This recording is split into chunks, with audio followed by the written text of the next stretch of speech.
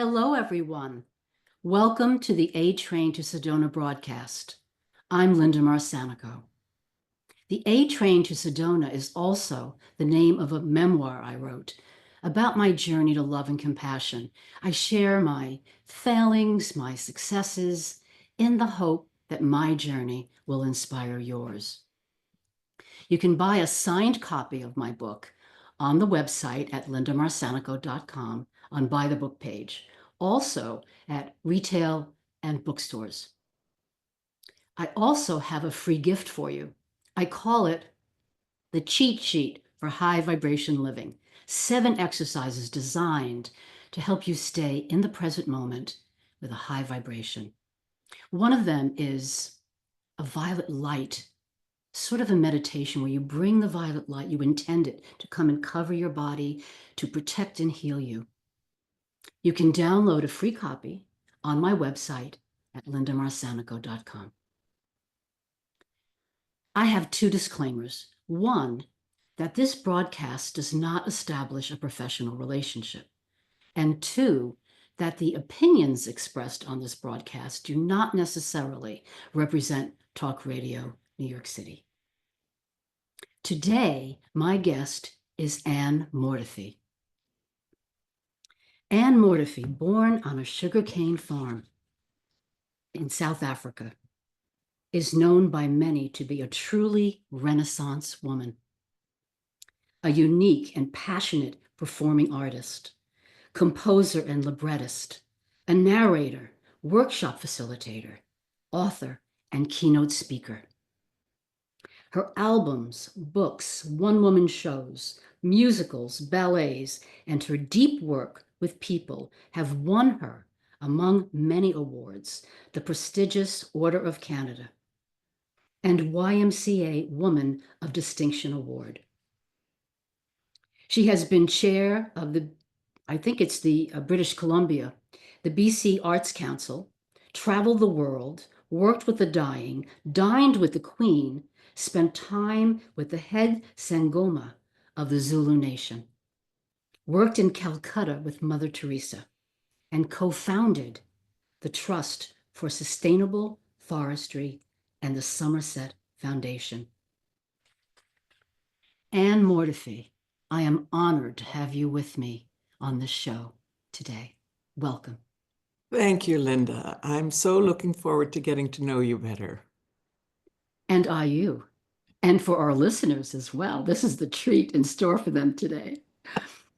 So the first question I want to ask you is, what in your youth, adolescence, what influences from then bring you to where you are today in your work and your life?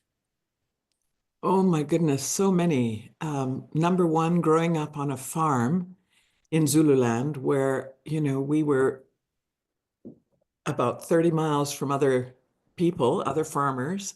And so I grew up with the Zulu people, and it gave me a sense of being. I was sort of straddled between 2 cultures. And I know that's influenced me so profoundly to always look out into the world and see different ways of being. So that in itself, and because apartheid was on the rise, I saw the difficulties as I grew up, and really became very committed to the end of apartheid and therefore to injustice on a global level. The other thing that was huge in terms of our conversation around our spiritual lives was that my very, very first memory is of a dream I had recurringly over 2 or 3 years. And it was always exactly the same. I would be standing, looking into a room, and I could see someone lying in a bed there. And I would feel a pull pulling me towards that bed.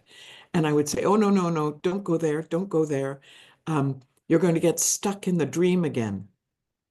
And the pull would get stronger, and I'd try to resist, but was not able to resist the pull.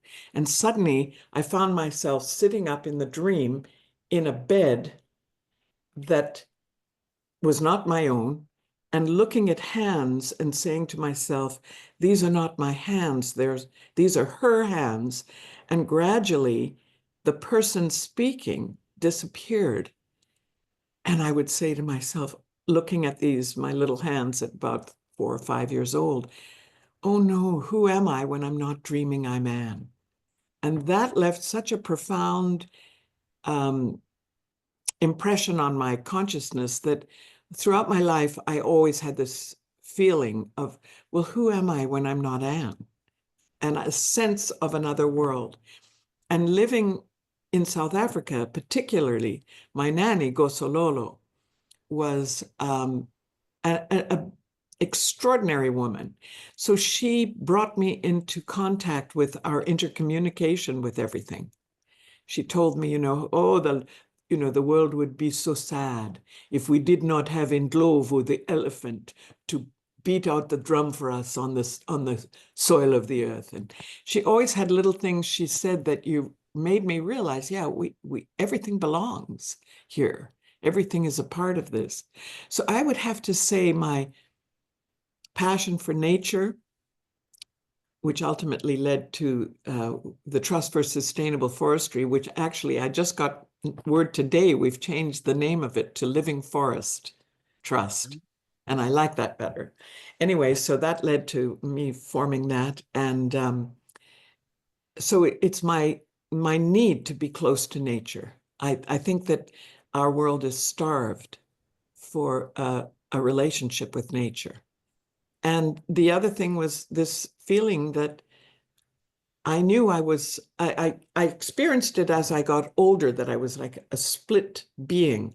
There was me who was living my day-to-day life, and then another me that was watching it all. So I'd have to say being born in Africa was my sense of other cultures, my need and love of travel, my desire to know what other people feel and think. And yeah, I can't say how Africa was so central in my life. Yeah. And nature has been so central in your life. You're living off the coast of Vancouver on an island. And are there 30 miles between you and something else? Are you No, isolated? well, we're somewhat isolated. To get to Vancouver, which is one of the closest big cities where you can fly from, is 3 ferries and about a 7-hour journey. Yeah. So I live on the coast of a little island and keep chickens, have a big garden, do my food, I just built a root cellar, which I'm very excited about. And I also have just taken on medicinal plants and I'm loving that. So yeah, I love being close to nature. It sounds amazing, Anne. It is amazing. My next question is, what is the role of spirituality in your life? I actually don't really see, when I look back at my life, I realize that it even comes before my art, which is my passion is art. But my spiritual life, it started very, very innocent, just, nature and feeling a presence in the sky and knowing I wasn't Anne. But it moved on to, at a young age, I became like about 12 or 13, I ended up getting very, very involved in Christianity, had many unusual experiences during that time. I found I came by faith very easily. And I'd gone through a lot of dark things in my early years. One of which was I had TB and I was in a sanatorium for 9 months when I was 7. Mm. And but that in itself opened a world for me. You look at the things that were difficult and painful when you were young, but really that was one of the formative places that I learned how to connect with the other world. Mm. Little room of my own, and the moon would come through the window and create patterns on the wall, Yes. leaves that it came through. And those patterns became friends to me, and I found them. And so it created my imagination, and it created my sense of the other world being very close to me. And when I got well enough to get out of bed and walk around as I was healing, I found that the way I got the needs that I had, because in South Africa at that time, if you were ill in hospital, they didn't let your parents come to see you because they believed that it would just upset you and then make it more difficult when they left. So I really thought they'd left. And when I asked, when is mom coming back? They'd say, when you're better. Well, to a 7-year-old, better, what is better? I've got to be more good. I've got to be kinder. I've got to be, I didn't have a full consciousness of illness other than how I felt. And so even though it kept me pushing all my life to get better, I realized, well, that was a negative thing because I was always working over hard and trying to get somewhere. But it also was an ultimate blessing because I became very independent in my commitment to growing. So I think that everything's a two-edged sword. Also, when I got out of the bed and was well enough, my joy and sense of healing came from going from bed to bed. So I was the youngest in the sanatorium, so I became a mascot. Oh, Mrs. Smith, can I put your dentures in for you? I thought that was totally fascinating. And so I think everything I've come to see, everything is a blessing, even the darkest things we experience. If we look underneath the skin of it all, you realize even abuse that I went through and things that I went through when I got into music, my sense of spirit, I can't even say what it is. It's like, you can call it spirituality, but it's a sense that we are literally walking through an interesting dimension, which is filled with polarities. But beyond that, or with that is more the point, we have a sense of transcendence and a large S that says that we're part of something so great we can't fathom it. In fact, when I was young, there was a book someone gave me and I never read it because it said everything I felt, and it said, your God is too small. So having come from Africa, where the Sangoma was the healing person in our community, I've always felt that a force was speaking to us from every different religion. And my time in Christianity, which I can't say I ever really left, because I just expanded it to include other things. So now I studied with Paramahansa Yogananda. And when I was in India, I went to his ashram and studied there. I've worked with the Zulu Sangomas, and so I've just seen that it doesn't matter. The force is everywhere. Yes. And manifesting everywhere. And whatever calls you to it is what is calling to you. So yes, it's beautifully said. Yeah. Now, we do need to take a break, Anne. Okay. But I want our listeners to be reminded that you wrote this wonderful book.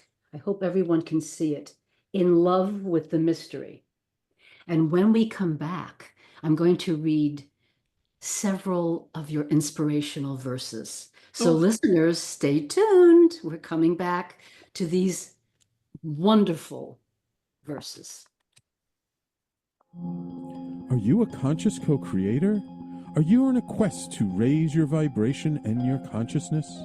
I'm Sam Leibowitz, your conscious consultant, and on my show, The Conscious Consultant Hour, Awakening Humanity, we will touch upon all these topics and more. Listen live at our new time on Thursdays at 12 noon Eastern Time. That's The Conscious Consultant Hour, Awakening Humanity, Thursdays 12 noon on talkradio.nyc.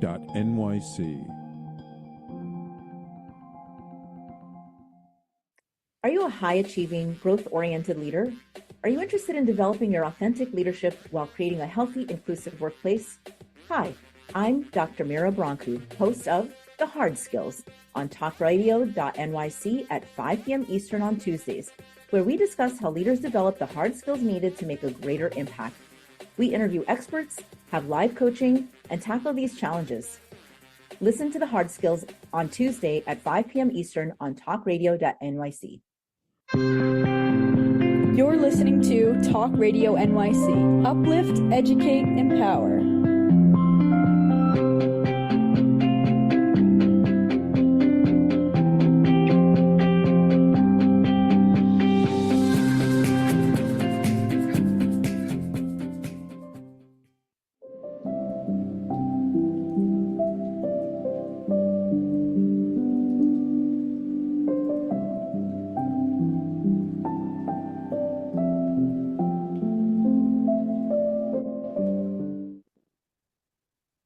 Hello, everyone. Welcome back to the A Train to Sedona. I'm Linda Marsanico with my guest, Anne Mortifee. So I'm reading as promised from In Love with the Mystery. Perfection. Let go of false ideas about perfection. Perfection is not a state to be realized somewhere in the future. It exists here and now. Even what appears to be a mistake offers a stepping stone toward greater wisdom. My flaw may be your opportunity. We are at different places along the pathway of unfolding. Every mistake offers the possibility for awakening. Every awakening could be potentially leading us to the next mistake. Our life proceeds from possibility to possibility, from mistake to mistake, or from awakening to awakening. It all depends on our point of view. Extraordinary. I don't know, Anne, if you want to say something or comment after I finish this one. What do you think? Do you want me to go on to the next, or would you like to say it's such a beautiful verse? Well, you know, it's wonderful to hear it, Linda, because this is just my morning practice. I just take a moment in the morning and I just open, and I try to start every day. I've been doing it since 2009, just writing a tiny little piece since 2009. And it's led me deeper and deeper into myself. And I feel I don't even feel I write them. I feel they appear, and they need me to appear, but we're co-creating, as you said. So they're coming through you. They're coming through me, yeah. I'm Yes. sorry about my other phone, but it What's will that? my other phone, I will mute while it plays. Okay.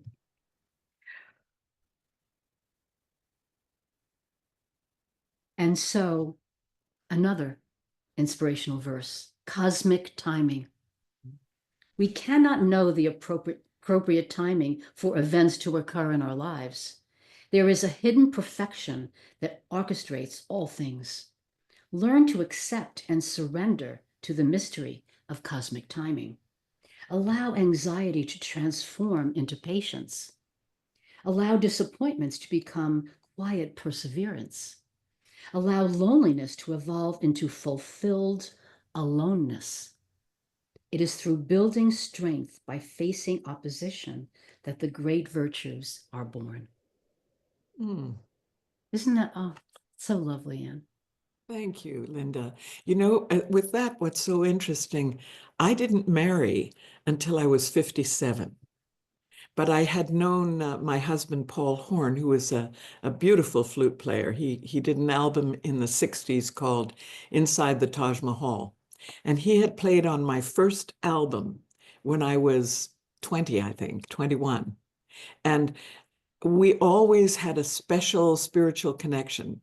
But we didn't get together until I was 57 and he was 75. And so, but I had always held something precious with him. We didn't see much. He was married, but we did the odd concert together and so forth. But I realized we said, oh, wouldn't this have been fabulous if we got together when we were younger? And for me, it would have been fantastic because I just did not find someone I could really travel with internally, except for very short periods. And but he said, yeah, cosmic timing, baby. It's all cosmic timing. And I realized that I could not have been with him at any age younger. I had to, I would have followed him. I would have followed his career because it was so much larger than mine at the beginning and at the end. But it gave me the time I needed to individuate, to really become myself, to not mutate my life around someone else, which I would have done probably, absolutely. So I'm a wonderful believer in cosmic timing, even though sometimes it's not that easy to wait. Trust me, I know personally. Now, I wanted to ask you, in your Wikipedia page, it lists all the awards you've gotten. It is an amazing repertoire. Did Paul do the music to In Love with the Mystery? You collaborated on the music. Oh, yeah, literally what we did, we went in with two of our other very dear friends, Ed Henderson and Miles Black, and we just got in there, and I had a page of all the pieces I would choose, to put on a spoken thing. And we said, how do we begin? And I said, Paul, why don't you lead us in? So he led us in. And whenever I felt like speaking, I would speak. And the other musicians came in, and for 45 minutes, we just improvised. And the thing I loved the most is we would come to a point where I would be talking about something. I didn't know what was coming. They were all fresh for me at that time too. And I'd say, and it would turn into, and suddenly all the music would stop. And I'd say, silence. We'd look at each other and go, oh, we're being orchestrated. So yes, it was totally improvised. It was a shared moment for all of us. How beautiful. So my next one of the three, the last, there are so many beautiful verses for anyone who wants to purchase the book. This is called The Drama of Life. Those who have committed themselves to vigilantly observe their own reactions to the ups and downs of experience are those who eventually master the role they have been called upon to play. Most of us are too lost in the drama of life to ever step back and rewrite the script we are living. If we do not like the content of a scene we are enacting, we can choose to change it. We each are the author, director, and actor in the play that is unfolding. But only through constant vigilance can we become sensitive and astute enough to know what in the plot needs to be changed. Oof, powerful. That has truly been my lifetime commitment. It's hard work. It's hard work, especially when things aren't going well for you and you feel lost and so forth. Which I obviously, like everyone, had lots of moments like that when heartbreak has come or disappointments in work. But when I really understood that everything is a possibility, and it's a possibility to hone our spirit, to hone our mind, as the Maharishi Mahesh Yogi said to Paul, and he said to me many times, the mind is a wonderful servant, but it's a terrible master. And to be able to see how our thoughts follow our emotions and our emotions follow our thoughts. And that when something goes wrong, somebody says something that triggers your anger, there's a little gap between your reaction and a response. And if you can grab that little gap and take a breath and say, oh, I'm sorry you feel angry. Could you explain what I might have done that I might not have seen? And then suddenly what happens is you're in a dialogue instead of an upset. And then you take the dialogue away and you can look at yourself and say, yeah, it takes two to tango. And I have found that being vigilant like that, I literally went through a period, Linda, if you can believe it. I went through a period where I made these, the little stickies you get at the store where you can write whatever on and stick them over. I had them written on my fridge, on my mirror in the morning, and it's the word I used was locate, and it meant, where are you? And that meant, are you in the future worrying about what's happening? Are you in the past regretting or angry or hurt about something? Or are you right where you are? And I remember the day that I really woke up and saw the importance of what you just read. And that was when my son was 2 years old, and he was crying. I had just separated from his father. I was in a state of total anxiety because I felt, I only know how to sing and write and how I'm going to look after him and go out and make the money and make all the, all the stuff. And so I'm imagining that, I've got him in one of those buggies and I'm walking out on the street. I was totally panicked and I was crying uncontrollably. I went over to the fridge because Devin was in his high chair crying, wanting breakfast, and I'm crying, wanting life to be different. And I opened the fridge, and as I pulled the door open, the sticky came by that said locate. And I went, oh my God, I'm just getting orange juice. That's all that's real. Everything else is make-believe. I am torturing myself. And I said, so what is really true? I said, I'm sad the relationship is over and I'm afraid. That's all that's true. So the future isn't here. Nobody's died. The past, you did your best and it's over. And so just pour your son some orange juice. So I took the orange out and I remember pouring it in the glass, watching this bright orange, cheerful liquid flowing into the glass. And I said, I'm going to change myself. I'm not going to torture myself anymore, because the story is what hurts us. The story that we're going to be miserable, that it's all over, that it's never going to be, whatever our story is. And I just committed myself at that moment that I would be vigilant about locating myself and know that I can always handle what's happening right now. I may not like it. It may be really difficult. But if I go step by step by step, I'll be fine. And that is when I changed. And it didn't mean I changed overnight, but that was when I really got that the only one who tortures me is me. That I can leave any situation that is, I can be the captain of my ship, as it were. And so I totally surrendered myself to that journey at that moment. And that was 38 years ago.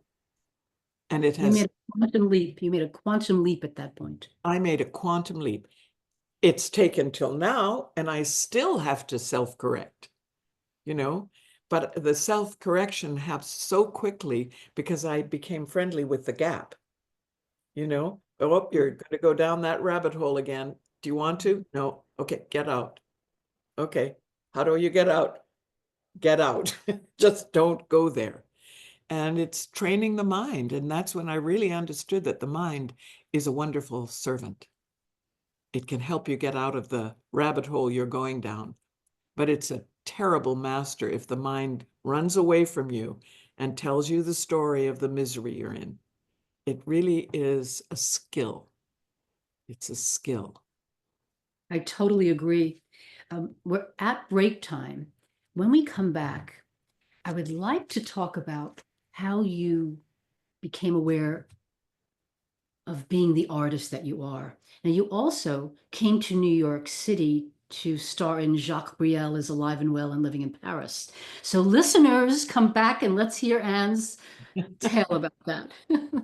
Great.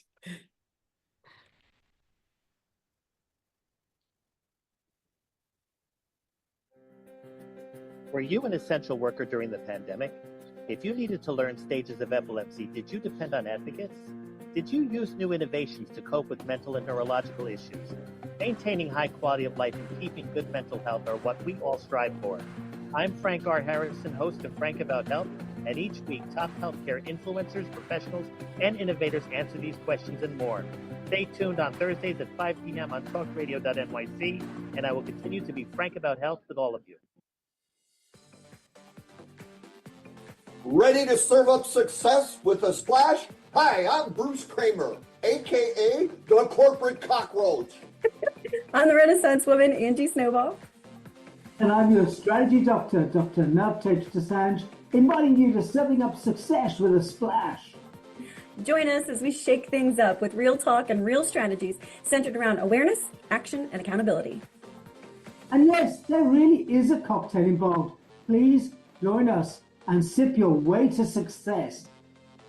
Serving up success with a splash, where wisdom meets happy hours. Cheers! Cheers.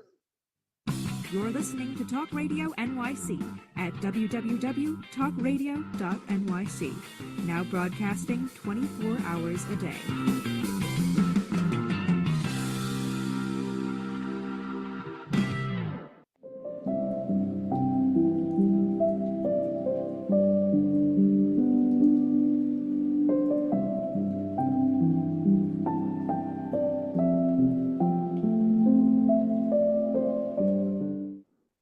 Hello, everyone. Welcome back to the A Train to Sedona. I'm Linda Marsanico with my guest, Anne Mortifee.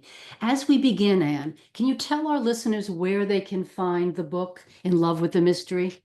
Well, there used to be some on Amazon, and actually somehow my whole thing disappeared from there, and I have a friend working to put it back on. There may be a few books left there, but otherwise they could go to my website and I could mail it to them, which Can you is say annemortifee.com.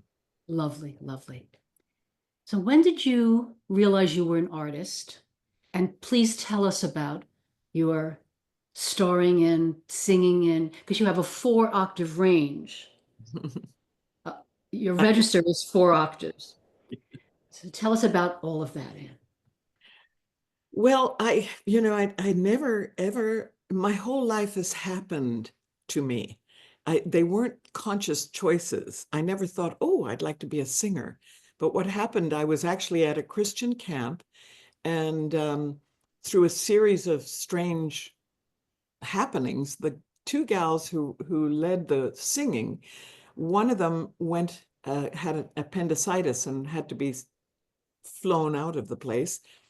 And so the gal, Evie Gillespie, who was a huge influence in my life, she was a wonderful gal, and she begged me to come on, and I said, no, I don't know how to sing. I don't, and but I shared a room with them.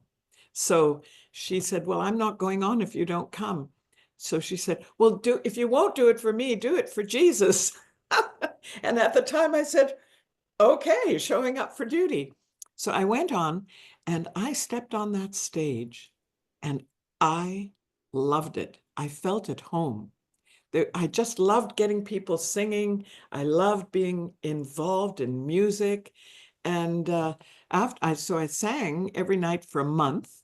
And then when we went home, she had a birthday and invited me, and her mother had bought her a new guitar, and she gave me her guitar and her old one. And I just took to it like a duck to water. I then at 16, by 16, I was working professionally in a little coffee houses. My mother would let them come and pick me up and take me down while I was still in school.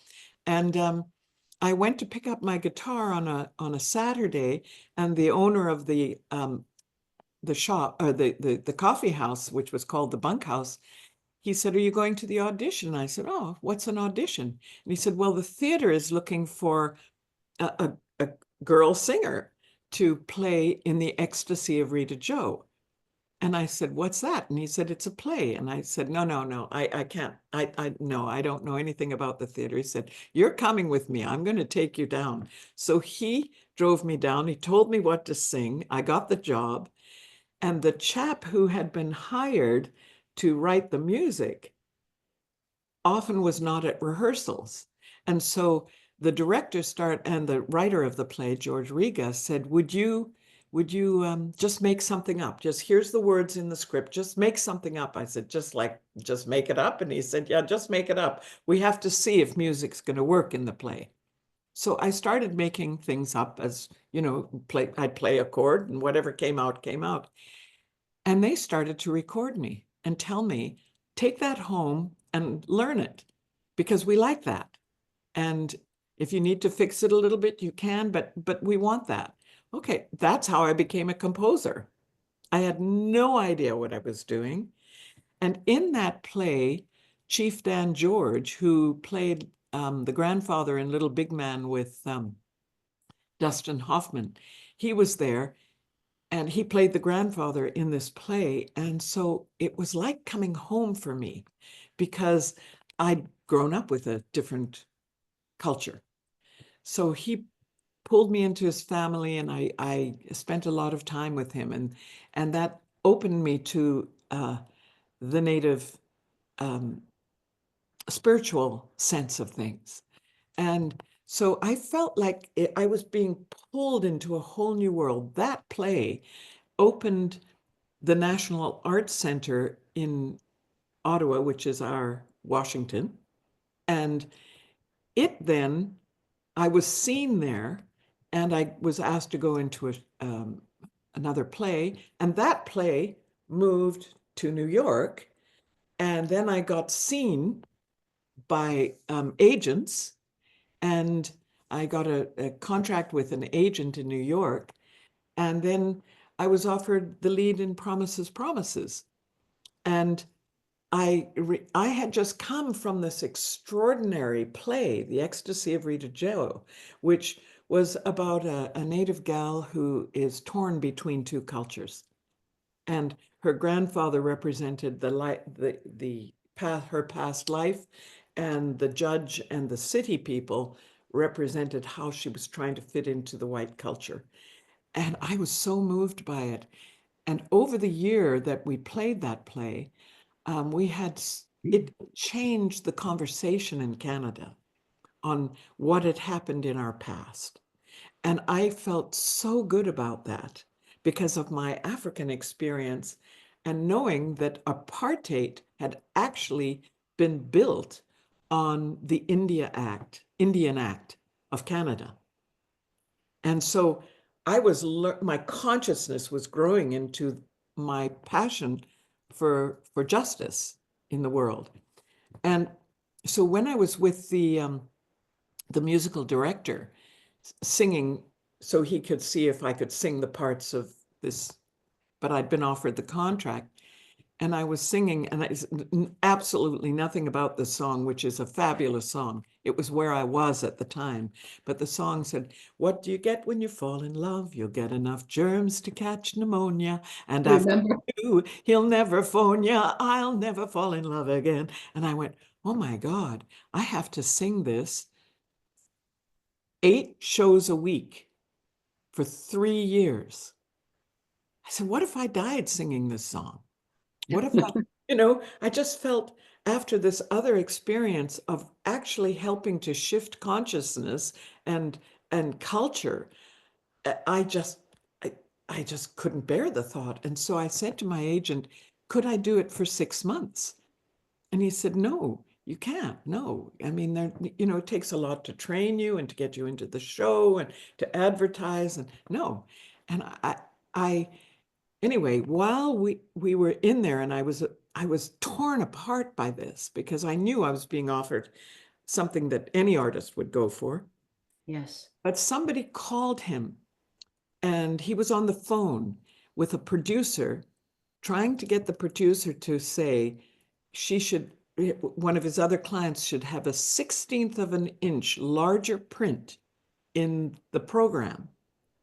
And he was getting quite strong with the guy, with the person on the phone.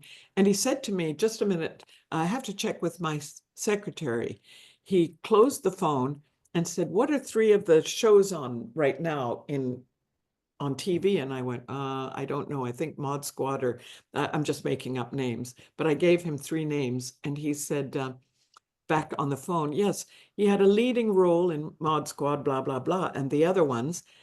And I said, he's blatantly lying. And something in me felt alarmed that he would include me in that deception. And I said, how could I trust this person to look after my life? And I said, you know, I can't, unless I can do it for 6 months, I can't do this.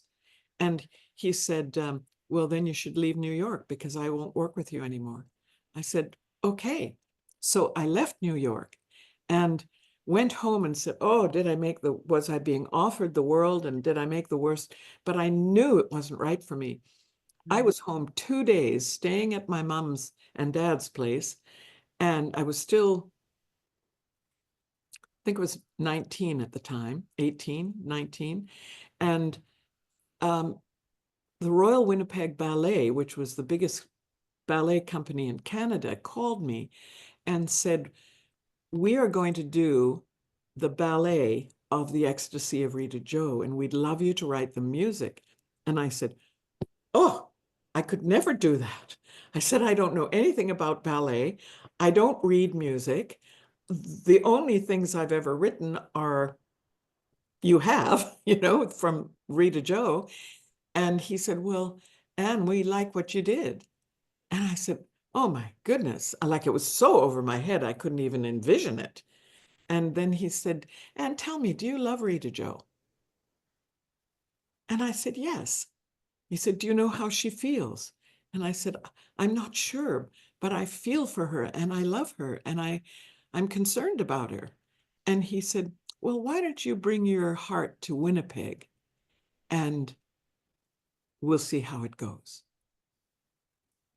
And that totally changed my life because the ballet was so far beyond me. I had to totally rely on inspiration. And by that, I mean, I had to inspire. I had to bring in the spirit and let it do the job because I didn't know anything.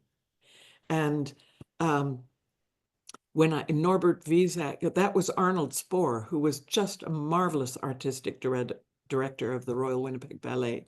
And Norbert Wiesack, who was the choreographer, we would go up into the rehearsal hall and I'd say, you know, I don't know how would you dance Pain for me, Norbert? I don't know what this person would say. I don't know how to get here.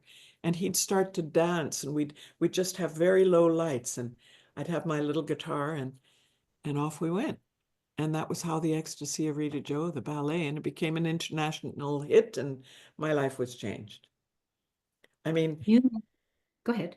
No, I just have been led and I've followed as closely, trusting my instinct, trusting that because my desire was to be, I can't even say it was of service, but my desire was to follow something inside myself. And because I'd had a lot of spiritual experiences by then, I knew I had to listen to my gut knowing, and that was how life would speak to me, you know? When you turned away from promises, that was a leap of faith. It was an amazing, courageous decision because you've led with your heart, Anne, and your heart the heart is our wisdom. It is our wisdom. Yeah. Yeah. And, you know, as the years went by, because I walked away from my career 3 times when the world was being offering. And on all 3 occasions, something different happened that helped me to know this is not your path. Do not go down this path. And I see now, as I'm older, that I would have been lost. You know, I look at the music industry today, and there's so many people being eaten alive by it, you know? They're thrown into fame and fortune. And I was somehow, this voice inside me said, you're not strong enough to go down this road. You will lose yourself. It wasn't appropriate for you, Anne. It was No. not appropriate for you at all. Exactly. And I didn't know was it my fear for success? Was I afraid? No. Only in retrospect do I not have, I knew I did the right thing at the time, but then I questioned myself and thought that I was lacking courage.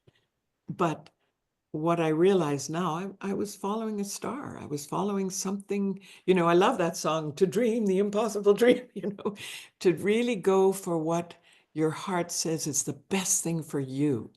And it's not necessarily the best thing in the world, but it's just been the best thing for me to follow my heart. And I'm so grateful that I was guided in that way. And we've gotten so much joy and creativity from your path as a result. It's just a wonderful thing when we co-create like that. Yeah, it is. So we're going to take a break now. And when we come back, I'd like to share with our listeners what your next project is going to be. Oh, all where right. you're going to be led, where you're going to co-create. So listeners, stay tuned. Hey everybody, it's Tommy D, the nonprofit sector connector, coming at you from my attic. Each week here on talkradio.nyc, I host the program Philanthropy in Focus. Nonprofits impact us each and every day, and it's my focus to help them amplify their message and tell their story. Listen each week at 10 a.m. Eastern Standard Time until 11 a.m. Eastern Standard Time, right here on talkradio.nyc. Hi, I'm Linda Marcanico. The A Train to Sedona is a memoir about my journey to love and compassion. It's also the name of my new broadcast on Wednesdays at 12 noon. When we are spiritual, we embrace possibilities and ideas, which strengthen our mind, body, spirit, health, and wisdom. On the A Train to Sedona broadcast, I plan to interview guests who embrace these expansive practices. Join us on Wednesdays at 12 noon on Talk Radio New York City. You're listening to Talk Radio NYC at www.talkradio.nyc. Now broadcasting 24 hours a day.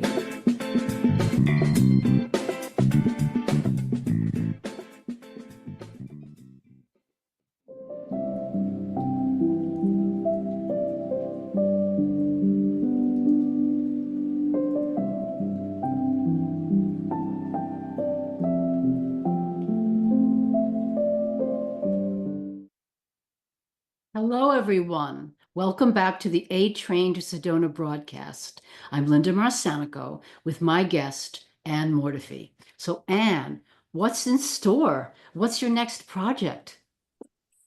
Well, it's fairly large at the moment. You know, I have written 4 musicals and been passionate about them. And strangely enough, the second one was When the Rains Come, which was included in the National Academy of Music musical theater in New York. It was one of the plays chosen. And 9/11 happened right at that time. But before that, when I had written it, the day we opened, apartheid was over because I'd written it for South Africa. And now all these years later, I really feel called because Africa is in a lot of trouble at the moment, South Africa. And I feel, you know, people forget what they've gone through and how you often, if you're a victim, you often become the perpetrator, you know, afterwards, if you don't do the work you need to do. So I'm feeling a call for Africa. I spent time with the Zulus, head Sangoma, Vusamazulu Credo Mutwa, years ago. He's gone now, brilliant man. And it ended up turning out that the woman that I had set as the Sangoma in the play, which was purposefully, Mandela was still in prison. And so I have this feeling that that play had that difficulty at that time because now's the time. Now's the time for it to come out. So I'm going to go to South Africa and work with some musicians there. So that I'm excited about. I also have been writing about my life. And the reason is that, you know, I've had just this strange life of in and out of the arts. And I've gone on pilgrimages. I lived in Lebanon for a year, worked in the Palestinian camps. I felt I had to, that was in '79 when they had a civil war was raging. And I felt I couldn't understand people, man, if I hadn't ever been in a war. Well, I lived to regret that, but I went there for a year, and it was life-shattering, life-changing, life-advancing, I really changed. After that, when we were being evacuated, there were only 2 planes going, and I could only take the one that went to India, which was great. So I ended up in India with no money, and that was when I learned meditation and so forth. So I've had a life that has spanned so many different things. My music, my art has been what kept me alive and gave me an outlet for my passion. So I have a body of work that has never really, because I have no ambition. So I don't tend to try to get things to happen. I've had good managers and various things over the year. My career as an artist, as a singer and writer of one-woman shows, I worked steadily and traveled with Belafonte, bless his heart, Harry, and traveled with, John Denver and so many people. I've had wonderful, wonderful experiences. And in between all those experiences, I have had other extraordinary experiences of traveling to far off places. So through it all, and the only reason I'm writing the book is not because of my life as an artist, but because of the miraculous things that have happened along the way. I mean, my life is full of serendipity in a way that, when I wrote When the Rains Come, I discovered that the Sangoma that I had written into the play, because I dreamt about this woman in my dreams. And so she told me what her name was, so I made her name in the play. And then I am led, because I'm writing things in the play that there's no way I knew what they were, but I found a book by Credo Mutwa when I was working in a retreat center in the north of Scotland, Findhorn, which is a wonderful place. And a book fell off the shelf. I'm reading the book. It was written by Vusamazulu Credo Mutwa. And there is one of the songs I've written. I mean, the story is right there. And I had no way of knowing that story. So I had called him and gone to see him. And he asks me, who is the Sangoma in your dreams? Tell me about this Sangoma. So I told him, and he says, well, what does she look like? I said, well, she's got one white and one black eye. And one is normal eye and the other's all completely white. And tell me, what do her legs look like? Well, they look like the trunks of a tree. Huh. and what is her name? And I said, her name is Escoe. Say again, Escoe. He said, that woman is my grandmother. She had a cataract in her right eye, which turned it completely white, and she had elephantitis, which made her legs look like the trunks of a tree. And she had told me someone was coming to visit me. That was, I needed to know. And he said, I just did not think it would be a white woman. And he laughed. So that started an extraordinary journey. And so I've had experiences like that all through my life. And after I ended up receiving as a gift that he checked on, tested me about, I won't go into it because it'd take too long, but I was tested and then went through a ceremony and so forth. But I ended up with the central divining bone of his grandmother. And it had been made for her by her grandmother.